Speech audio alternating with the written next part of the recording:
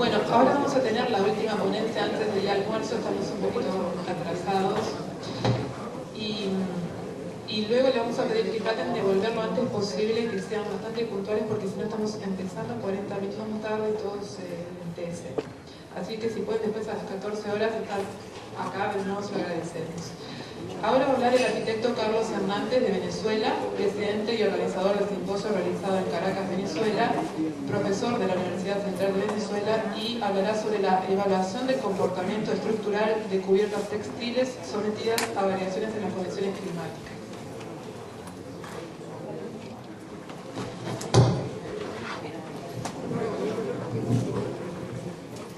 Bueno, buenos días.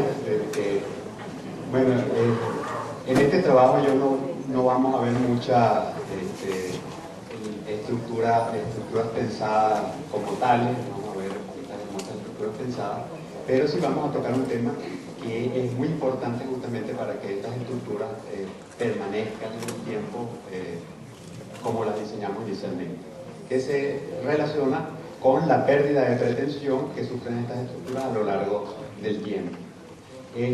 Vamos a ver solamente un pequeño parte de este trabajo que intenta evaluar el comportamiento de la pretensión en relación con las condiciones climáticas a las que se somete la estructura. El trabajo tiene como finalidad llevar esto a tener un modelo numérico que nos va a permitir tomar decisiones de diseño y decisiones de mantenimiento sobre las estructuras que vamos construyendo. En esta primera etapa nos vamos a ocupar básicamente de un equipo que construimos para poder realizar este tipo de desarrollo. Entonces, antes de entrar en lo que es el proyecto en sí, quiero recordar un poco qué es lo que es la pretensión.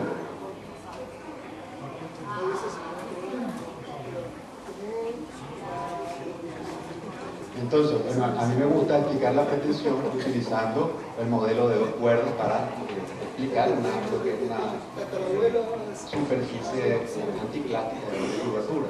Si nosotros tenemos dos cuerdas que colocamos perpendicularmente una a la otra y no le damos ninguna tensión, bueno, simplemente tenemos dos cuerdas que se mueven.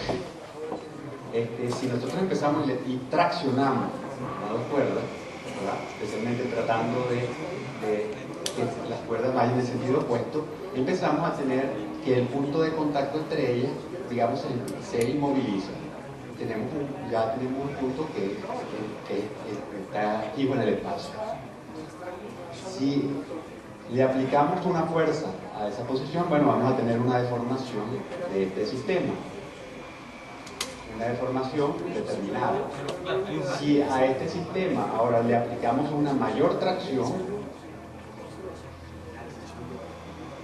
vamos a tener una deformación menor. O sea, lo que estamos haciendo al traccionar este sistema es dándole rigidez.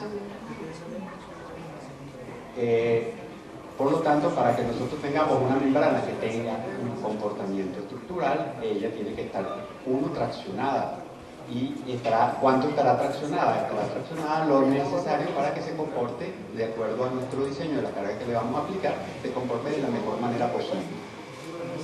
El problema surge que está bien, nosotros decidimos esto y decimos, bueno, la tracción previa que hay que darle a esta membrana para que se comporte estructuralmente de forma adecuada es un X tracción, pero debido a diferentes factores, esa pretensión a lo largo del tiempo se va a ir perdiendo y vamos a llegar a situaciones en las cuales simplemente ya va cada vez teniendo mayor deformabilidad, y bueno, llegaremos al momento en que esto puede ocasionar que se empose el agua, puede ocasionar que empiece a vibrar la membrana con la consecuente destrucción del material.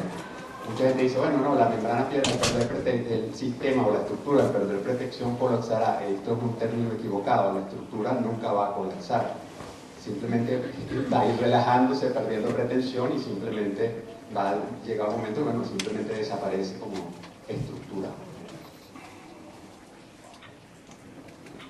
Entonces, bueno, nosotros, el trabajo consiste, como mencioné anteriormente, en comprobar que, bueno, que los factores climáticos, por lo menos, van a influir o van a acelerar esta pretensión, que de hecho ocurre ya de forma natural por las características del material que utilizamos. Para realizar esto, bueno, lo primero es establecer las condiciones de trabajo sobre el que es lo que vamos nosotros a ensayar, definir los niveles de pretensión y la forma geométrica del modelo que vamos a construir, diseñar la herramienta, que llamamos aquí el banco de ensayo, para realizar la prueba sobre un modelo físico.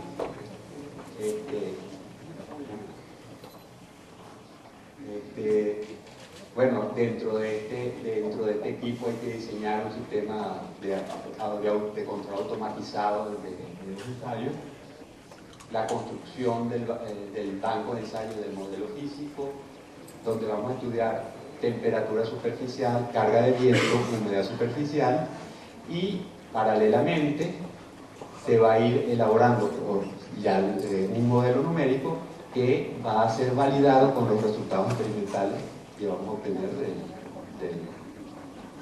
con este equipo. Una vez con esto, bueno, ¿cómo se llama? Modelo numérico nos servirá para desarrollar una herramienta que podría predecir digamos, ya escalaremos, iremos a una escala diferente utilizando este modelo numérico, a ver si podemos entonces poder predecir cuál será el comportamiento de una tensoestructura bajo unas condiciones climáticas determinadas. Bueno, como mencioné anteriormente, lo primero es decidir, bueno, a qué condiciones climáticas vamos a referirnos. Entonces, bueno, nosotros obviamente nosotros utilizamos unos trabajos del grupo ambiental del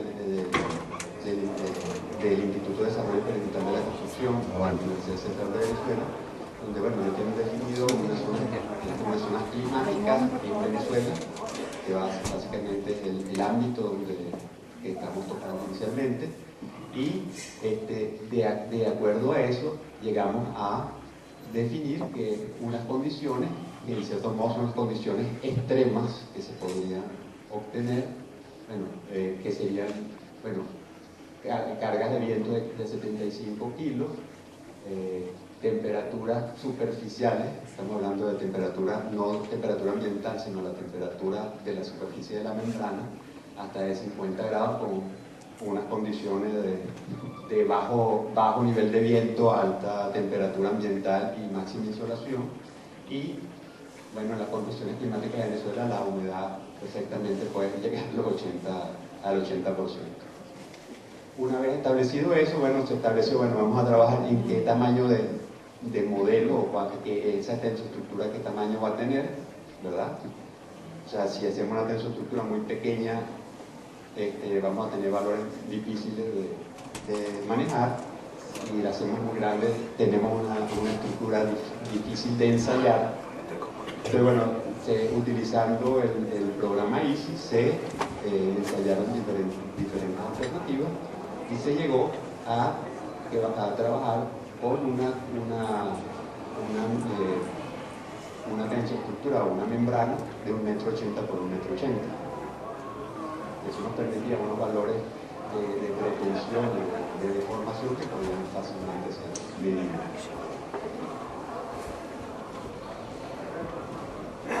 Entonces, bueno, en base a esos elementos se comienza a hacer el diseño vamos a diseñar un artefacto que permita ensayar esta tensoestructura.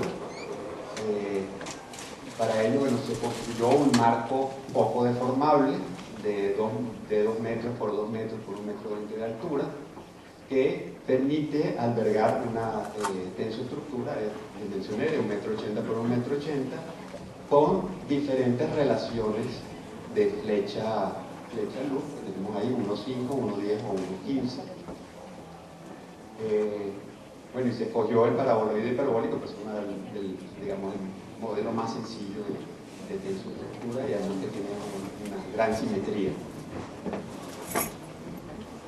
vemos, bueno, aquí vemos, digamos, diferentes puntos de anclaje de las bases que nos permiten trabajar con paraboloides de diferentes curvaturas.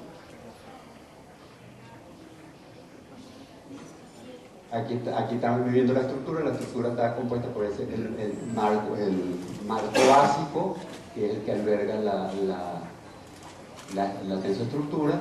Tiene un marco que se le adiciona en la parte superior, que va a ser el mecanismo de aplicar presión de viento. Aquí tenemos la tensoestructura que ensayamos. Y bueno, ella digamos, tiene en cada sentido, tiene en un extremo un elemento de tracción, en el otro tiene una celda de carga, una celda de carga de tipo S, que nos permite registrar cuáles son las tensiones que llegan a los extremos de la membrana. Bueno, el sistema nos permite, trabajar hasta los 1300 kilos de carga de pretensión. No es la requerida para este modelo, pero bueno, una vez que ya tenemos montada la tensoestructura, bueno, el asunto era, vamos a aplicarle entonces temperatura. Inicialmente se había pensado en calentar el ambiente, ¿verdad?, con un artefacto de este tipo, meter aire caliente, pero realmente primero era un sistema lento, poder calentar el ambiente para que se fuera lentamente calentando la membrana, y no era exactamente lo que ocurre en la realidad. Entonces, bueno, al final se pasó a un sistema que utiliza, calentamos por radiación, y utilizamos entonces unas lámparas infrarrojas, ¿verdad? Experimentalmente se determinó cuál era el batiaje que necesitábamos para poder calentar esa membrana a la temperatura que se requería, y bueno, se llegó a que necesitábamos 16 lámparas infrarrojas de 250 vatios colocadas en circuitos de a 4 lámparas. Esto se hace porque nosotros necesitamos, bueno, controlar las lámparas para poder ajustar la temperatura a la que queremos llevar la membrana. Se utiliza un sistema de control, digamos, cada uno de estos circuitos tiene un sensor sobre la membrana, que estamos viendo aquí abajo, y la computadora va tomando la medida de ese sensor y va regulando la intensidad de la lámpara. Se regula, en este caso las lámparas no se apagan y se prenden, sino la lámpara se le ajusta la potencia que están dando. Esto se hace porque si apagamos y prendemos para ajustar, vamos a fatigar muy rápidamente el filamento de la lámpara y reducir su durabilidad. Bueno, aquí están los resultados de los ensayos del sistema. Aquí arriba podemos ver, esta es digamos, la señal de la orden que se da, en este caso para llegar a 55 grados, y esta línea que está aquí es cómo el sistema sigue esa orden para llevar a calentar la tensoestructura hasta la temperatura que se le ha ordenado, y luego se enfría la tensoestructura y eso se hace de forma cíclica. Bueno, aquí vemos un poco la reacción que se obtiene en cada una de las curvas o las tensiones en cada una de las curvas principales del paraboloide, que, bueno, que aumenta la tensión cuando está fría y disminuye la tensión cuando se calienta.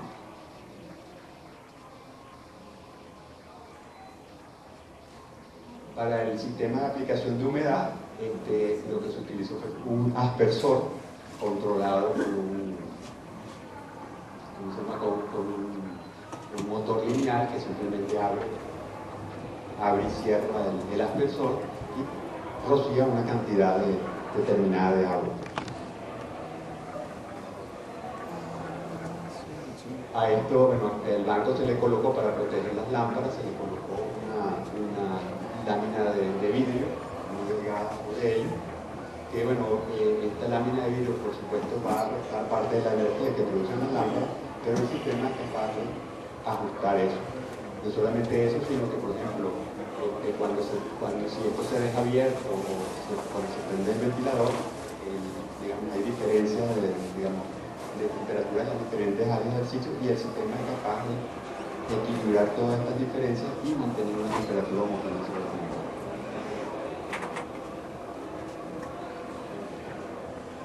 Aquí estamos viendo también las pruebas de reacción del sistema, donde de igual forma aquí viene la orden y aquí se muestra la reacción del sistema para llevar la humedad al valor que se le ha dado. La humedad no necesariamente, digamos, hay que meterle humedad al sistema. A veces, por lo menos, esto está metido dentro de una nave muy grande, una nave de ensayo de la universidad, donde a veces la humedad más bien está a los niveles altos. Entonces el sistema lo que hace es que enciende las lámparas y calienta y seca el ambiente, o enciende las lámparas y el extractor, y de esa forma va regulando la humedad para mantenerse dentro del rango que se quiere. Si vemos aquí las curvas de humedad, cada una de estas curvas representa uno de los sensores.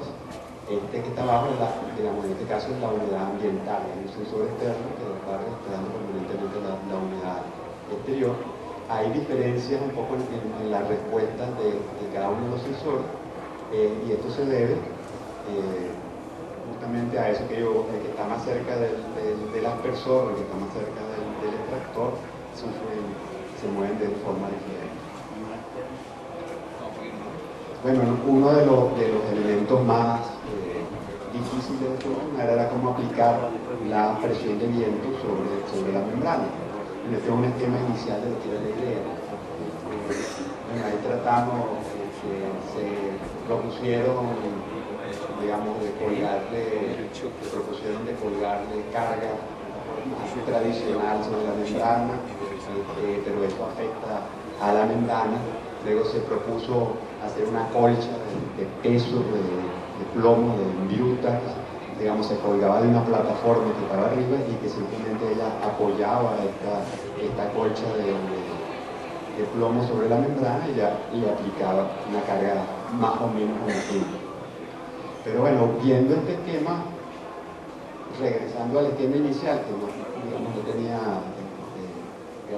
tenía una idea de cómo se iba a construir, bueno, llegamos a la conclusión de que, ¿por qué no utilizar, bueno, la misma plataforma que estábamos hablando para bajar las cargas, pero que como elemento de transmisión de la fuerza a la membrana utilizáramos un colchón de aire? Esta situación tiene la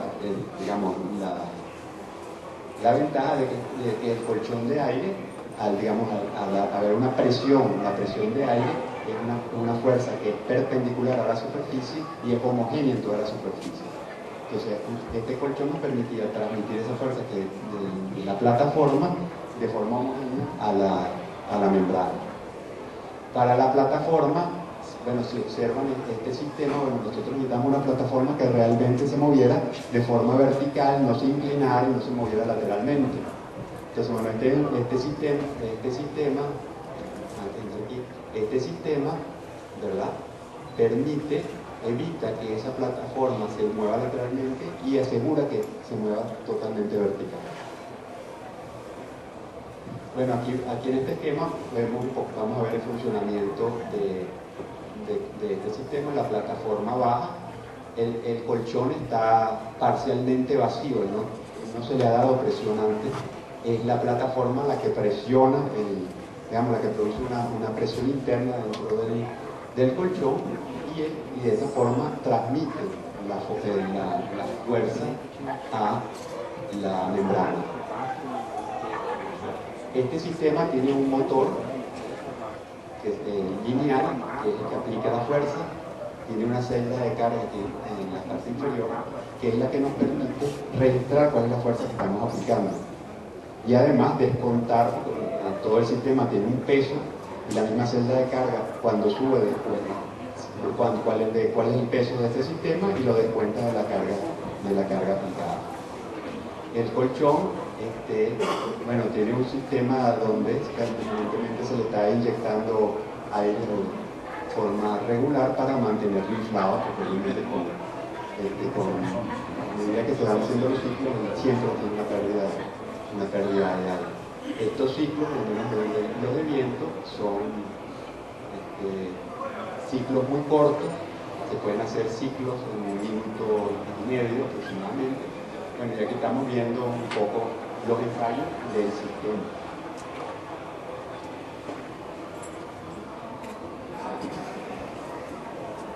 Aquí, bueno, si observa, esta es la fuerza que se aplica, esta es la fuerza que está aplicando el sistema a la membrana.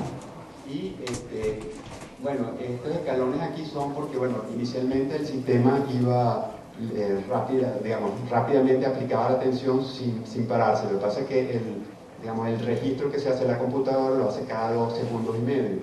Y entonces, bueno, ¿cómo se llama? Si te agarraba, no estaba midiendo en el momento que ya llegaba a la máxima presión, nos pasábamos. Entonces lo que se hizo fue que el control se para en algunos puntos, mide la tensión y prosigue. Por eso aparecen esos escalones. Por supuesto, es un equipo que para hacer ensayos de forma repetitiva, vamos a decir, en viento vamos a trabajar 1.6 cada 1.6 minutos en un ciclo, con temperaturas un poco más largas, estamos en el orden de los 25 minutos, con humedad estamos en el orden de 15 minutos, pero ese equipo debe funcionar durante varias semanas para cada ensayo, haciendo estos ciclos repetitivos, y por supuesto necesitamos un sistema de control o de automatización del sistema. Bueno, aquí tenemos más o menos el esquema de cómo funciona eso. Simplemente hay una computadora, hay 3 microchips que son los que se encargan de regular las lámparas, de regular el aspersor, el extractor o el motor, y todos se comunican con el programa central de la computadora, que aquí estamos viendo, bueno, el panel de control, donde por este lado nos permite decidir qué ensayo voy a hacer, cuánto tiempo, o cuál es la temperatura, en qué caso de temperatura, en cuánta temperatura es la temperatura máxima o mínima, y de este lado las tomas o el registro, a cuánto hago las tomas de información, y en las pantallas voy viendo lo que está sucediendo en el sistema. Bueno, ya rápidamente, pues se me acabó el tiempo.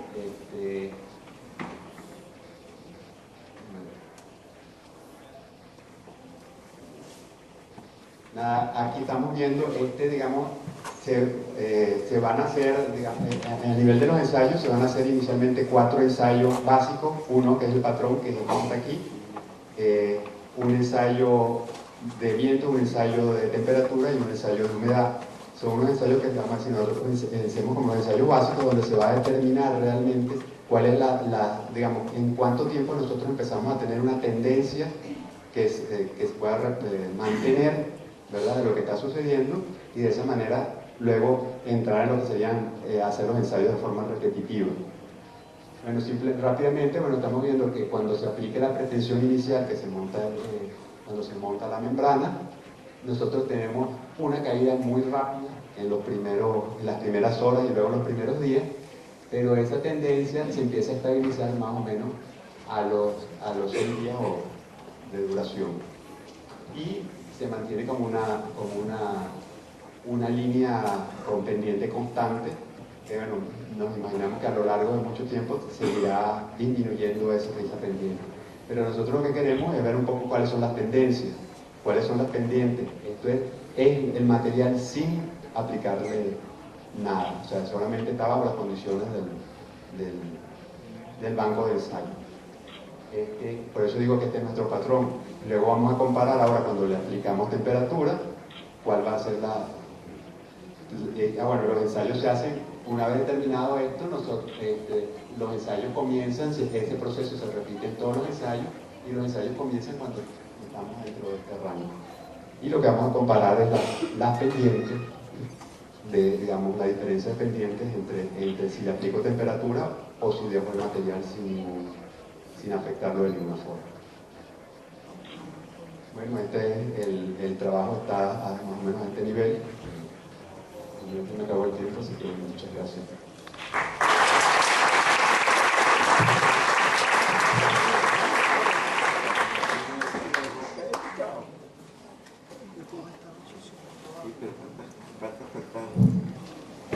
Hay tiempo por si una persona quiere realizar una pregunta.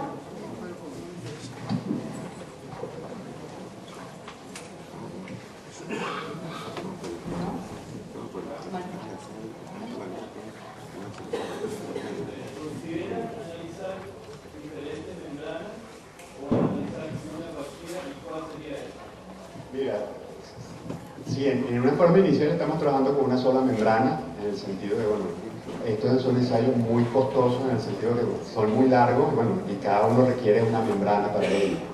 Ahorita se está trabajando con el Precontrain 702, porque en teoría nosotros tenemos una enorme cantidad de información sobre el material. Obviamente, si tú cambias el material y utilizas ahora un material, digamos, de NICIL o de cualquiera de las otras firmas, vas a tener resultados diferentes.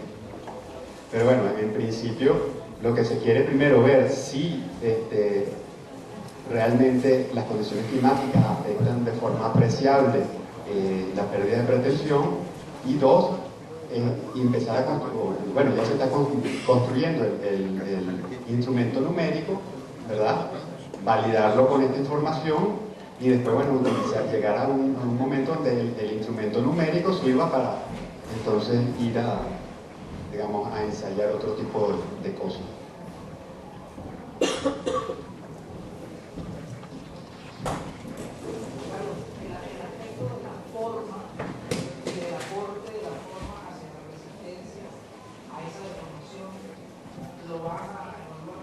Bueno, la máquina se hizo justamente con esa posibilidad, y de hecho ahorita estamos trabajando con la forma que consideramos que es la más desfavorable, pues con lo que debemos ver es comprobar si realmente ocurre algo. Estamos trabajando con las condiciones más desfavorables, estamos trabajando con digamos, la relación flecha-luz más, o sea, tengo un paraboloide el más plano posible,